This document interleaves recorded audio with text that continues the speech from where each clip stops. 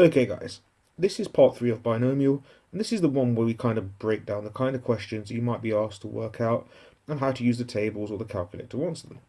So, what's the problem here? Well, the problem is they look different, if that makes sense. Like they're not all asking you the same thing. So here we've got at the top, we've got the first type of question where they literally just go, okay, find the probability of x being less than or equal to 6, and you can literally just go to your table and work that out. No problem with that. It can be done directly. But what if that inequality sign is facing the same way, hasn't got the equal sign beneath it?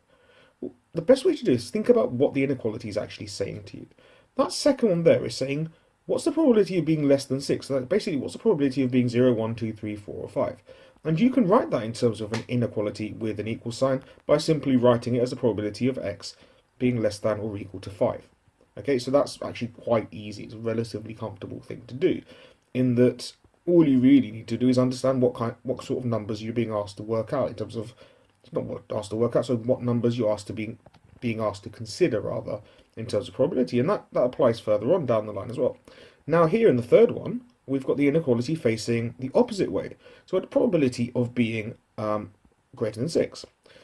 So what does that mean? It's the probability of being 7, 8, 9, 10, 11, 12, 13, 14, 15. Now that's complete anathema to our table. Our tables doesn't just work like that.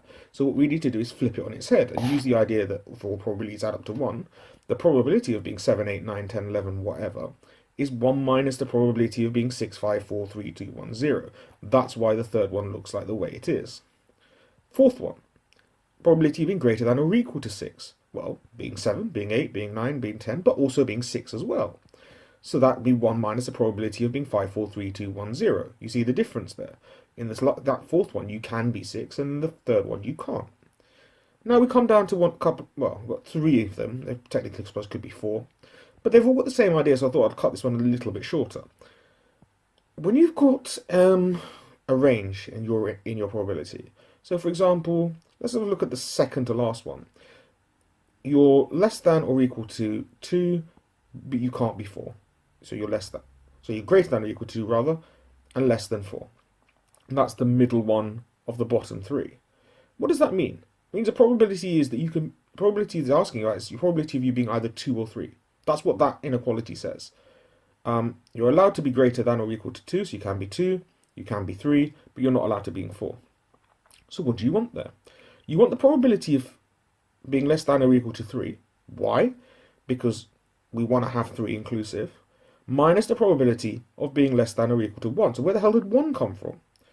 Well, we want to include in our probability the chance of being 3 or 2. And the first half of that subtraction does that. It says P is less than or equal to 3, so you've got the probability of 3, 2, 1, 0. Yeah? Okay, cool. But we didn't want 1 or 0. So we're going to subtract the probability of being less than or equal to 1, which is the 1 on 0 bit. What are you left with? The probability of just having 3 and 2, and that's what the inequality on the left-hand side wants. Let's do that with the bottom one as well. Here it's saying we are allowed, well, basically we want to have the probability of 2 plus probability of 3 plus the probability of 4 on the left-hand side. The probability says P, x is greater than or equal to 2, but less than or equal to 4. So the numbers that are valid to satisfy the inequality are 2, 3, and 4. All right?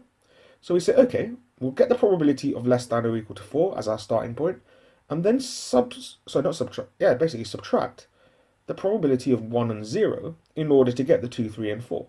So that minus P is less than or equal to 1 is basically saying to us, well, look, we were taking 1 or 0 away. We had 4, 3, 2, 1. So what are you left with? The probability of 4 plus the probability of 3 plus the probability of 2, which is what the left-hand side wants us to do.